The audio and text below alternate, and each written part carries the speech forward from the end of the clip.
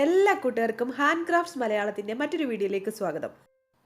ഇന്ന് നമ്മൾ വളരെ എളുപ്പത്തിൽ ഉണ്ടാക്കാവുന്ന ഒരു ഫ്ലവറാണ് ചെയ്യാൻ പോകുന്നത്. നമ്മുടെ നാട്ടിലേക്ക് കാണുന്ന ആന്തൂറിയം ഫ്ലവറിൻ്റെയൊക്കെ പോലെയുള്ള ഒരു ഫ്ലവറാണ് ഇന്ന് ചെയ്യാൻ പോകുന്നത്. അതിനായിട്ട് ആദ്യം ഒരു പേപ്പർ എടുക്കുക, അത് ഹാഫായിട്ട് ഫോൾഡ് ചെയ്തിട്ട് നമ്മുടെ പെറ്റലിൻ്റെ ഷേപ്പ് നമ്മൾ വരയ്ക്കുക. അതിനുശേഷം അത് കട്ട് ചെയ്ത് എടുക്കുക. നിങ്ങൾക്ക് ഏത് ഷേപ്പാണോ അത് ഇതേപോലത്തെ ഈ ഒരു ഷേപ്പിൽ നമ്മൾ കട്ട് ചെയ്യാൻ ശ്രമിക്കുക, എന്നാലേ അത് ആ ഒരു രീതിയിൽ കിട്ടുകയുള്ളൂ. കണ്ടില്ലേ, ഇതേപോലെ കട്ട് ചെയ്തെടുക്കുക.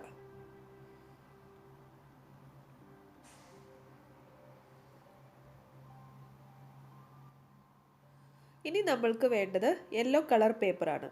പിന്നെ ഒരു സ്റ്റിക്ക് വേണം. ഇവിടെ ഞാൻ ബാർബിക്യൂ സ്റ്റിക്സ് ആണ് എടുത്തിരിക്കുന്നത്. നിങ്ങൾക്ക് എന്ത് വേണമെങ്കിലും എടുക്കുക. നമ്മുടെ ഓലയുടെയൊക്കെ ഇതുണ്ടല്ലോ, ഈർക്കിലോ അങ്ങനെ എന്തെങ്കിലും വേണമെങ്കിൽ നിങ്ങൾക്ക് എടുക്കാം.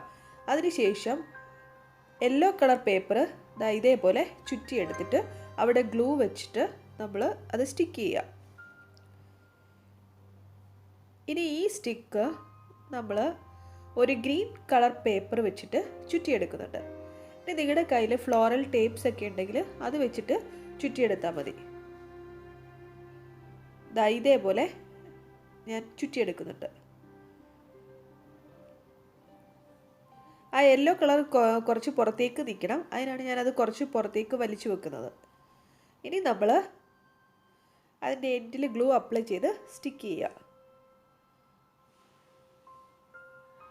നമ്മൾ ആദ്യം ഉണ്ടാക്കിയ ആ പെറ്റൽ ഷേപ്പിലെ അതിൻ്റെ മിഡിൽ ഭാഗത്തായിട്ട് ഇത് വെച്ചിട്ട് ഗ്ലൂ വെച്ചിട്ട് അത് സ്റ്റിക്ക് ചെയ്യുക.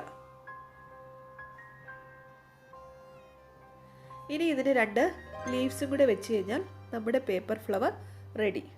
ഇതുപോലെ കുറേ ഫ്ലവേഴ്സ് ഉണ്ടാക്കി ഒരു ഫ്ലവർ വേസിലോ ഒക്കെ വെച്ച് നമുക്ക് വീട് ഡെക്കറേറ്റ് ചെയ്യാം. ഇല്ലെങ്കിൽ കുറേ ഫ്ലവേഴ്സ് ഒരു ബൊക്കെ ആക്കി ഉണ്ടാക്കി നമുക്ക് വോളിൽ വെച്ചാലും മതി.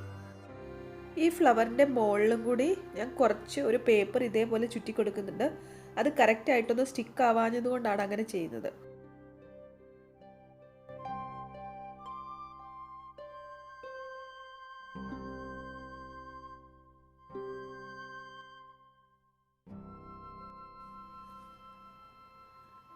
കുറച്ച് നീളമുള്ള ലീവ്സാണ് നമ്മൾ ഇതിന് വേണ്ടിയിട്ട് ഉണ്ടാക്കിയെടുക്കുന്നത്. അത് ഇതേപോലെ കട്ട് ചെയ്തിട്ട് ജസ്റ്റ് ഒരു ലീഫിൻ്റെ ഷേപ്പിൽ നമ്മൾ കട്ട് ചെയ്തെടുക്കുക. രണ്ടും ഒരേപോലത്തെ ലെങ്തിൽ കിട്ടാൻ വേണ്ടി ശ്രദ്ധിക്കുക.